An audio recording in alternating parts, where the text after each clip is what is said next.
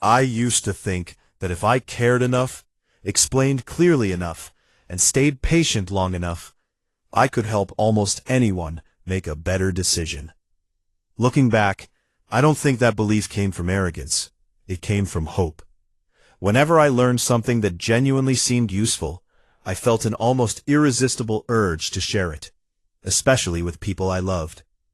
If I saw someone walking toward what I believed was a preventable mistake, remaining silent felt almost cruel. I carried that habit for years without questioning it, until someone very close to me became seriously ill. I still remember the afternoon we first sat together after the diagnosis.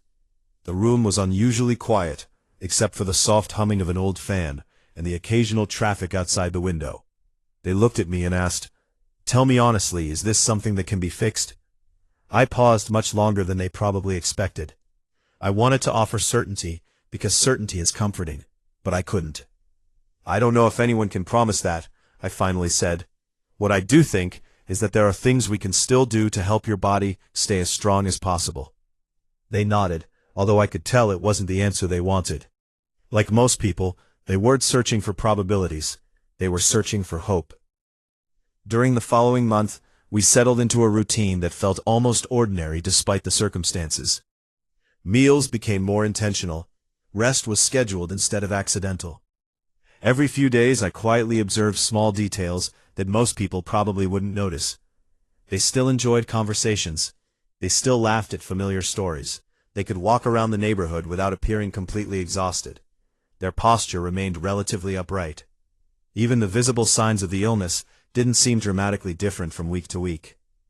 One evening over dinner, another family member asked me, "Do you think it's working?"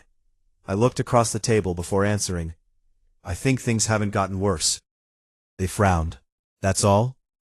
I understood the disappointment.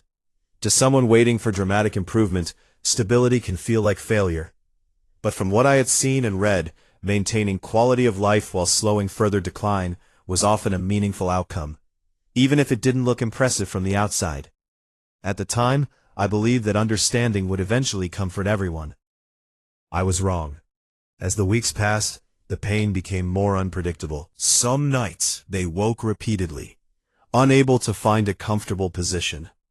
I would hear footsteps in the hallway long after midnight. Sometimes they sat silently by the window, believing nobody noticed. One morning they admitted, "I can't keep waiting for something that doesn't seem to be changing." Soon afterward, they decided to pursue a completely different treatment approach after hearing encouraging stories from acquaintances. It promised faster, more aggressive results. It also involved severe dietary restrictions intended to weaken the disease itself. When they described the plan to me, I listened carefully instead of interrupting. Then they asked, "What do you think?" I spent that evening reading through every detail I could find. Something unsettled me. It wasn't that every individual component sounded unreasonable. It was the overall approach. Everything seemed aimed at attacking the illness as intensely as possible, but I struggled to understand how the different pieces worked together without placing enormous stress on an already weakened body. The next afternoon we sat together again. I chose my words carefully because I knew fear could easily sound like criticism. "Can I tell you what worries me?" I asked. They nodded. "I'm less worried about one specific treatment than I am about how much pressure your body might be under all at once. Your strength matters too." They listened politely, but responded with a quiet question that I wasn't prepared for. "If you were the one waking up in pain every night, wouldn't you want to try everything?" I didn't answer immediately, because I knew the truthful answer was yes. Pain changes the way people calculate risk.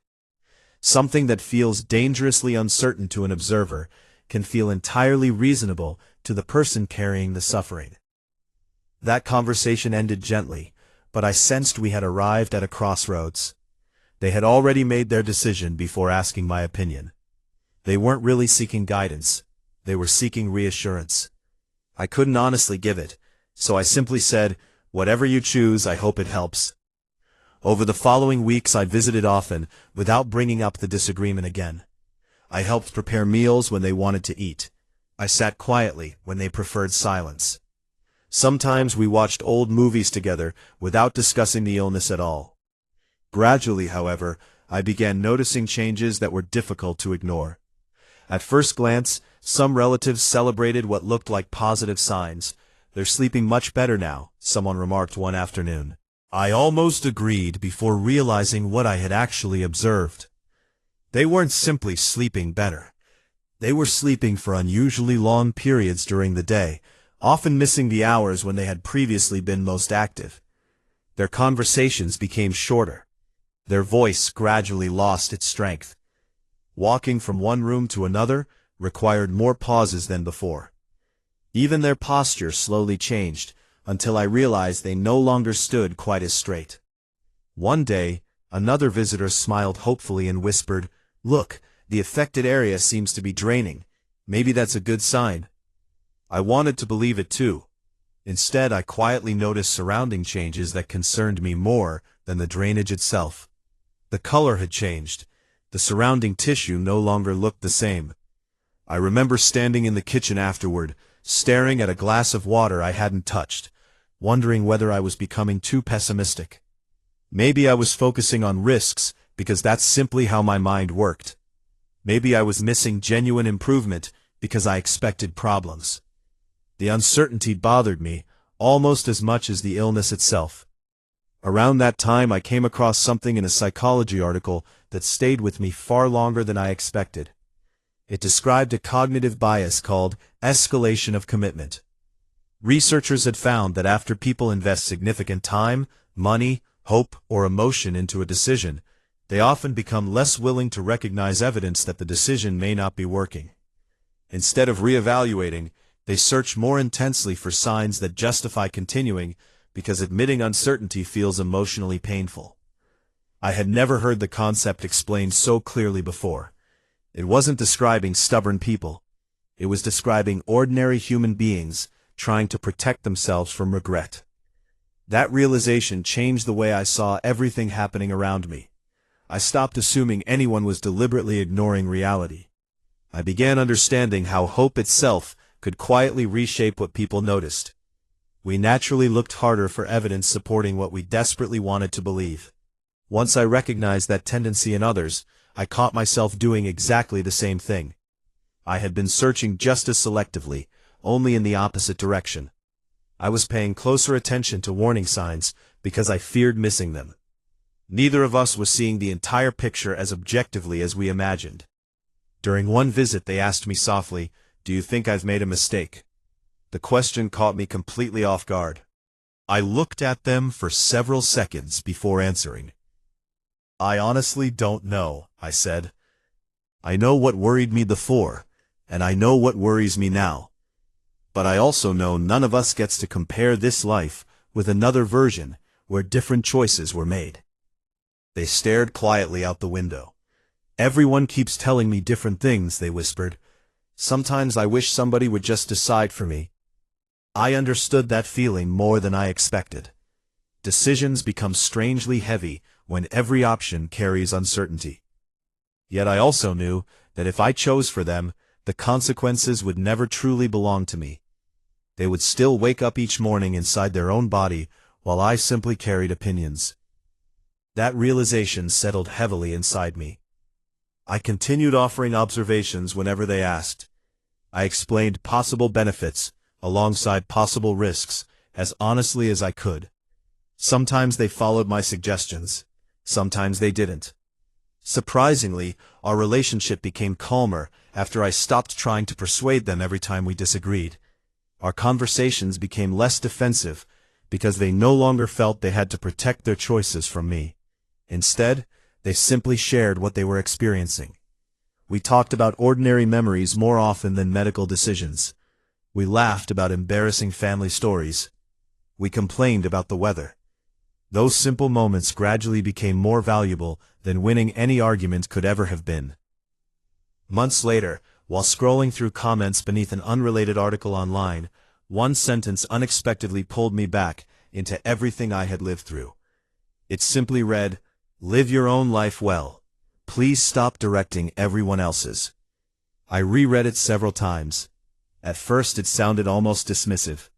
Then I realized why it lingered with me. There had been countless moments in my life when I confused caring with controlling.